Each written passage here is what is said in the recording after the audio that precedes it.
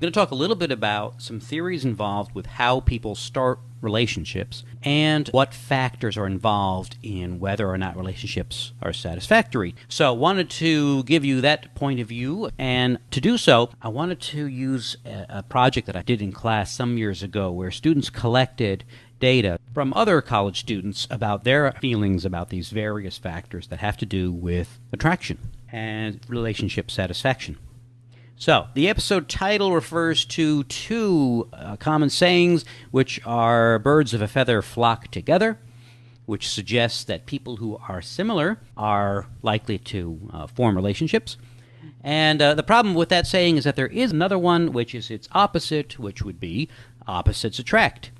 And so what is the answer? Which one of these two has more support? Okay, so here we are on the first page of the survey. And as you can see, it's titled Attraction Survey. And this very first paragraph, two simple sentences that just tells the subjects all they really need to know, which is we're interested in gathering opinions regarding what factors attract people to each other. Okay? The next four bullets all have to do with letting the subject know that their participation is voluntary. They don't even have to answer a question if they don't want to. They can go on to the next one. And that it's anonymous. And also that it's, that your responses will be mixed in with other people, so there's no way to identify you. So the point is to tell the subject a little bit about what the survey is about and let them know, look, you don't have to participate. It's quite all right. You can skip a question if you want to. And it seems fair to tell them that the survey itself will take 4 to 5 minutes to fill out. So that seems reasonable. And a contact person if they wanted to find out what the results were, which is also a way of just respecting the subject in their participation. Okay, so the second page of the survey here, the first question has to do with similarity. Quite simply, as you can see here, the first question has to do with asking people how similar they feel they are to their partner. And we picked a number of topics: religion, education, politics, music, okay, and family income. Although there are obviously many, many more factors that we could have chosen.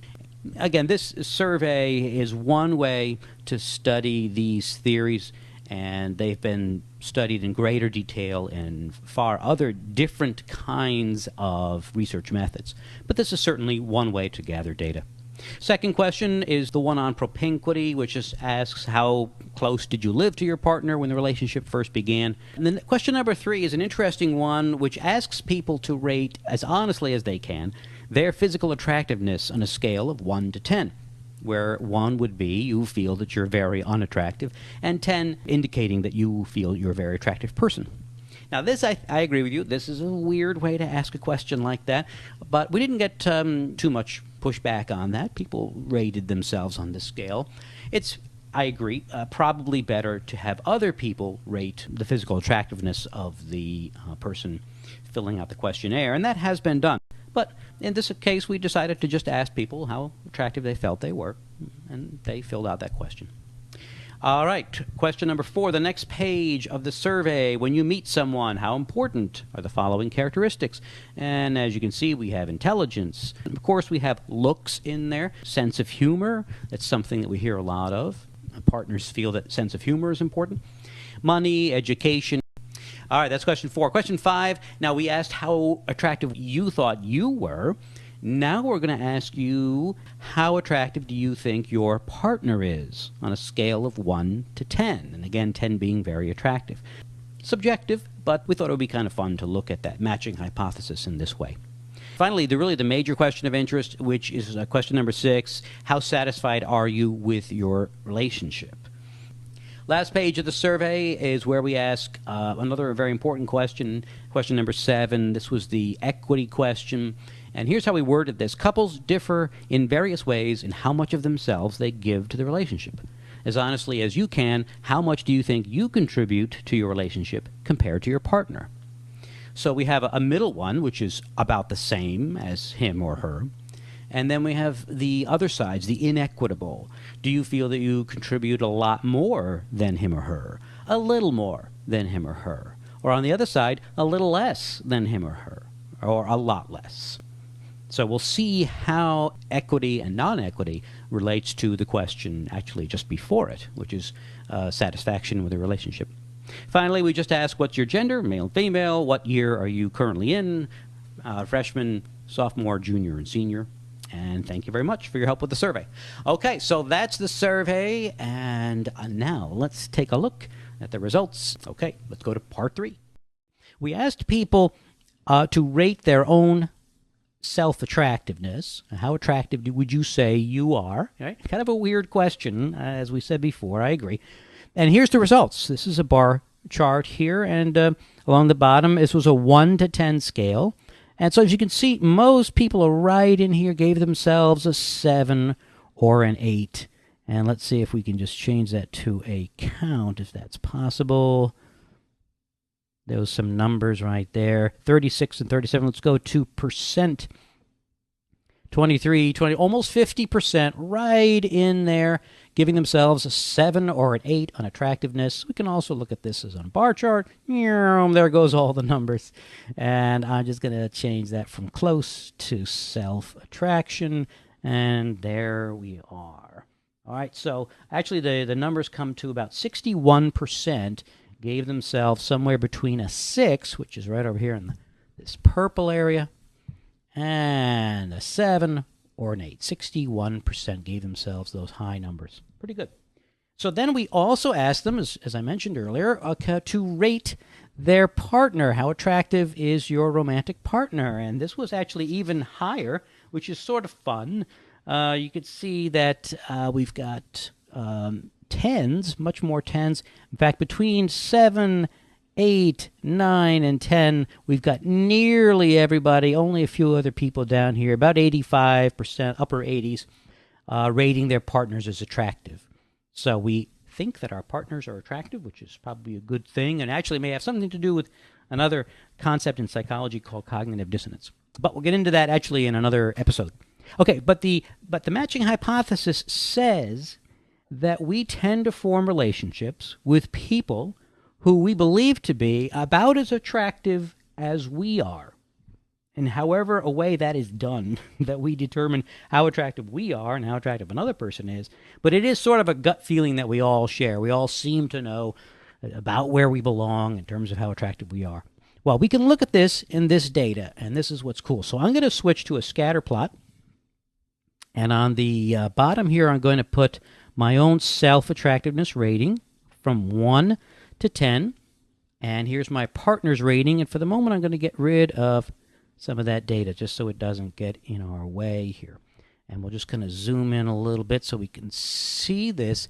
Now, what you're seeing, believe it or not, is what we call in psychology, and well, actually any sort of research approach. I'm going to zoom out a little bit. I'm going to just kind of put a little square right around there, if you can see that square here. Most of the people are right in here. They're in this upper area. In other words, if you gave yourself a 7 or an 8, you had a tendency to give your partner a 7 or an 8. If you gave yourself a 3 or a 4, in other words, you said, well, you know, you don't really feel that you're that attractive, then you tended to give your partner a little bit less, a little lower rating in terms of that person's attractiveness.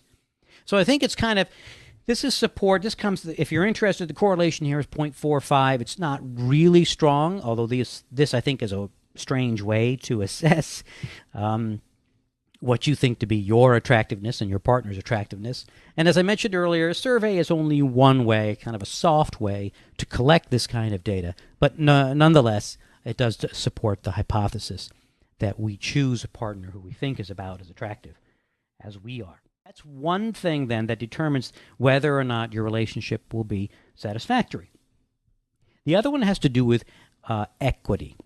Okay, and this is fairness. And as you know, as my children remind me all the time, fairness is something that it's just vital in relationships. And so if you remember question 7, we asked people to assess as honestly as they could, how much do you think you contribute to your relationship compared to your partner? And this one I'm going to go to a bar chart so you can see this. So there, I'm going to go to a bar chart. I'm going to get rid of some of these numbers. Voila, they're gone. And I'm going to change the variable to what I called contribute. And there's 1, 2, 3, and 4. 3 means that these are the people who said, I contribute about the same amount as my partner does to the relationship. And that is about 40%. So that's most of the people. And then there's a few people, the ones and the twos indicate that maybe you contribute a little bit more than you feel to your relationship. And here at the other end, you think maybe you contribute a little bit less than your partner. Okay, so most of us feel that we contribute about the same amount. The question, though, we're interested in is, does this variable down here contribute? This issue of fairness, does it relate to overall satisfaction in the relationship? Well, what we'll have to do then is put a variable on the left-hand side of this graph, which we'll do quite quickly there. We just change over to a scatter plot. The bottom variable is going to be contribute. Okay, 1, 2, 3, 4, 5. All right. And over on the left, we're going to put how much you are satisfied, partner satisfaction. Okay. And let's see, this may be better. This might be better. Let's see if it's better. No, that was fine. It's a good way to look at it. And as you can see, let's see if we can put some percentages, put some numbers in here. This will give us a much better sense. Let's put the percentage of the count. Okay, here we are. So I'm going to go look right in here. Well, let me just say, zoom out a little bit, and I'm going to draw a box around it so you can see. I'm looking at this group right here. If you can see that, I'll zoom in now.